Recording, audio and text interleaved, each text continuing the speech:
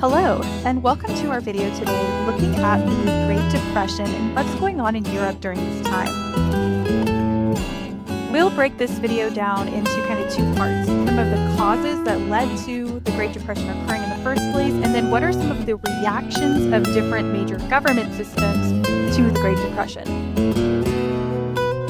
Before we dive in, let's go ahead and think back to the Treaty of Versailles. Now remember, the Treaty of Versailles is the peace treaty that was signed at the end of World War I that laid out kind of the harsh demands against Germany with the War Guilt Clause, blaming them for the war in general. They had to pay these massive reparations back to France and the other kind of victors of World War I. It resulted in territorial losses and military restrictions that really weakened Germany's economy and its government system. So we'll pick up right here at the end of the Treaty of Versailles and what's going to happen next. Let's get started with the causes. At the end of World War I, most of the people that had been fighting in it throughout the whole time, like Germany, Britain, France, they're all really struggling. We are in a kind of weak economic market right now because their money has been tied up in the war effort for so long. There's a lot of debt for these countries. And all of these countries were kind of tied to the gold standard during this time period. And it's going to start to depreciate basically because these countries, they're in so much debt that they can't pay back. So we see that the countries on the losing side, they're the ones forced to pay reparations. So things are going to start getting even worse for them. But those aren't the only things that are impacting these weak economies. Some of the other things are things like overproduction. So, all of these countries had been in that total war effort where they really ramped up industrial and agricultural production.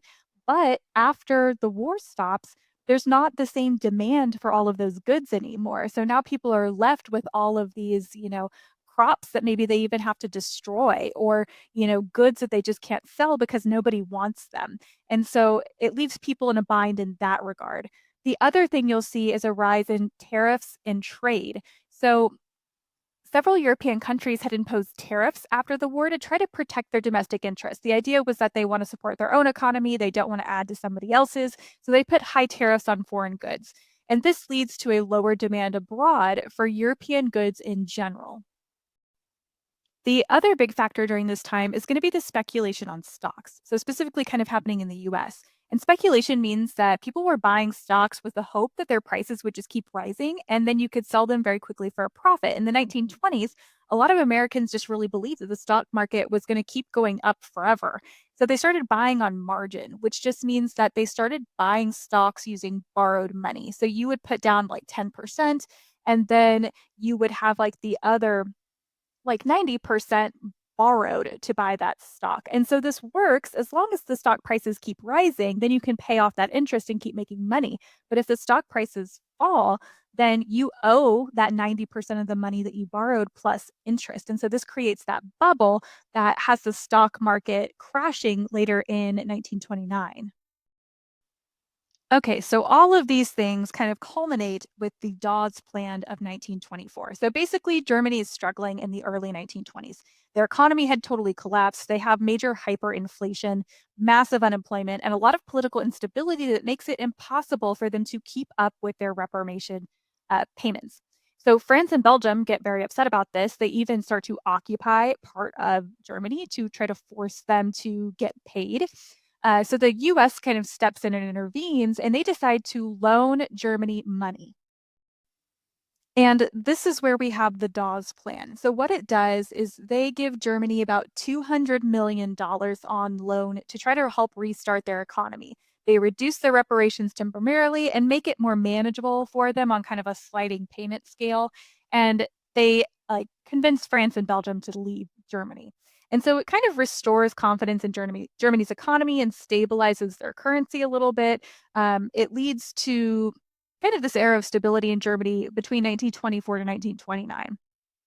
But Germany becomes heavily dependent on this money and on this US loan system. So when the Great Depression hits in 1929, those US loans are recalled. They try to get the money back, and Germany's economy basically collapses again, which leads to, Hitler's rise in Germany. Next, we'll take a quick look at what are some of the initial reactions to this global Great Depression. One of the most important kind of leading economic figures during this time period is a British man named John Maynard Keynes.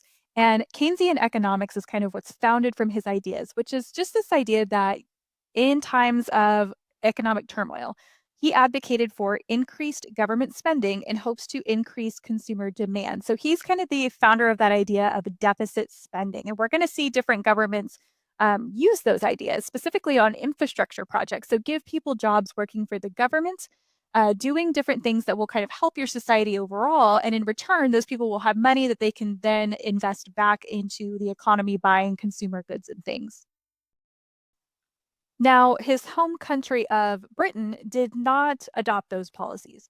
They did not like that idea. They were pretty skeptical of it, spending money you don't have to give to people for jobs that maybe you don't necessarily need. So, Britain and France won't adopt those. They're going to try to use more traditional techniques that they've used in the past to get out of depression. So, they're going to do things like balancing their budgets. They're going to try and lower government wages. They're going to raise tariffs to try to promote people buying products within their country rather than getting them cheaper from abroad. And those things did not work. They actually made things much worse for them. And one big effect of policies like that is it's going to lead to these new national political parties that'll form coalitions to find different ways to end the Great Depression. And it'll lead to the creation of several opposition parties. And that's how we start to see more radical people in the government during this era. We'll see the rise of kind of extremist groups like the fascist in Germany and Italy, which is something we'll talk about soon. The response to the Great Depression by Western Europe is largely seen as a failure by democratic countries and their parties. So, those economic policies that they have tried that have worked in the past, they didn't work. And this is where we see people stepping in that have more extremist views that say that they can solve those problems themselves. And that's how we get the rise of totalitarianism and fascism in that interwar period. And that's where we will pick up in our next video, looking at the rise of fascism, kind of the steady influence of communism in the Soviet Union, and all of the different reactions in the interwar period building up to World War II. Thanks for watching.